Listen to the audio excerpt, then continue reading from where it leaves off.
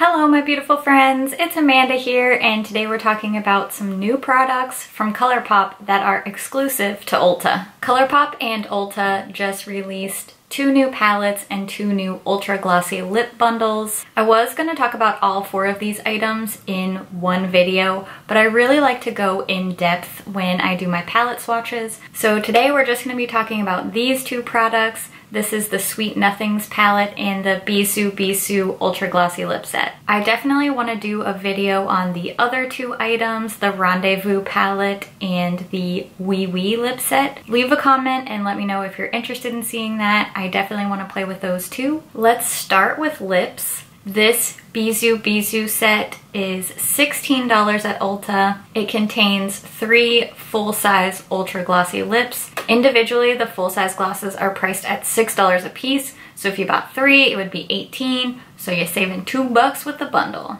In this set, there is 1 permanent gloss and then 2 new shades. The shade Flying Horses is the only one in this set that is a cream finish, so it is not sparkly or glittery at all.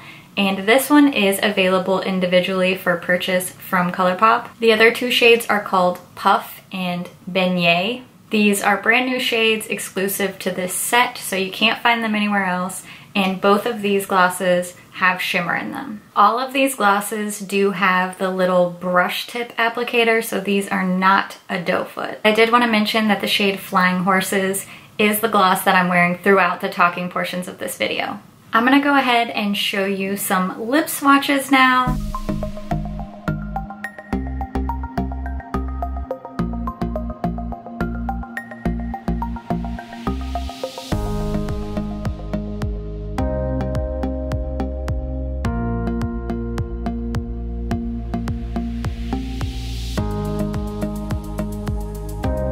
Overall, I am a fan of this particular lip set. It's a pretty good deal. I like all of the shades. I'm not huge on the really glittery glosses like this one called Puff, but the peachy shade that just has a subtle shimmer, this one called Beignet, I definitely like that a lot more. I find it to be less gritty on the lips, and I think it looks really flattering on its own or even paired with another lipstick underneath. In general, just personal preference, I tend to be a bigger fan of straight creamy finish glosses. So I love this one called Flying Horses. It's a beautiful mauve nude. I'm wearing it on its own and I think it looks really nice by itself. It also pairs well with other lip colors. Cute set, good deal, I like it. Now let's get to the main event. We're gonna talk about the Sweet Nothings eyeshadow palette. If you've watched any of my videos, you know I'm a huge fan of ColourPop palettes. I actually own every single ColourPop eyeshadow palette because I'm crazy like that. So as soon as I saw this pop up, I went straight away and ordered it. Gotta keep that collection going, you know what I'm saying? This palette is packaged just like all their other 12-pan palettes. It has a heavy-duty cardboard outer packaging with a magnetic closure.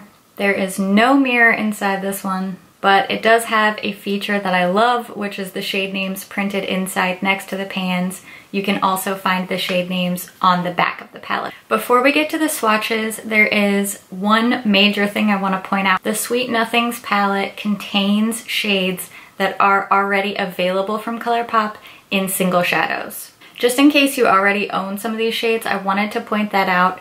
If you're trying not to have doubles, or if you're really drawn to a shade, you might realize, hey, I already have that color. So Pretty Cruel, Come and Get It, 20 Something, and Upon a Star are all available as singles from the ColourPop website. And this deep matte brown called Sparks Fly used to be available as a single, but it does still appear in the You Had Me at Hello palette. The Sweet Nothings palette contains 5 matte shades, 6 shimmers, and then 1 matte with glitter. Now let's get to the swatches of this palette. I am going to be swatching all of the shades on the back of my hand with no primer down first. I will be doing both finger and brush swatches. The finger swatches will be on top and then the brush swatch will be below. For my brush swatches, I'll be using my e.l.f. flat eyeshadow brush, and I'll clean the brush off in between each shade using my Vera Mona color switch. Here's the top row of the palette. We first have a very pale peachy matte. This one's called Out of Luck. Next, a shimmery metallic pale pink called 1111. A very cool shade here. This is a subtle lavender with a gold shift called Canele. And lastly, that matte with glitters called Pretty Cruel. Here's the middle row of the palette. These are all shimmer shades. First, we have a pink with a gold shift. This is called Come and Get It. A bright metallic purple called On the Rise. Super shimmery gold called 20 something. And lastly, this berry reddish maroon. This is Upon a Star. So these are 3 of the 4 permanent shades. This one, this bright purple, is new. Here's the last row of the palette. These are all matte shades. First, we have a dark brown called Sparks Fly, a warm medium brown called Popular Demand, a warm deep purple called Tool. And this shade is really interesting. It's hard to describe. It's like a cool toned grayish brown. It almost looks purpley in the pan, but I think it looks more like a grayish brown once it's applied to the skin. This one's called Mousse. Now that you've seen all the swatches, let's jump into an eyeshadow tutorial using the Sweet Nothings palette, and then I'll wrap up all my thoughts at the end.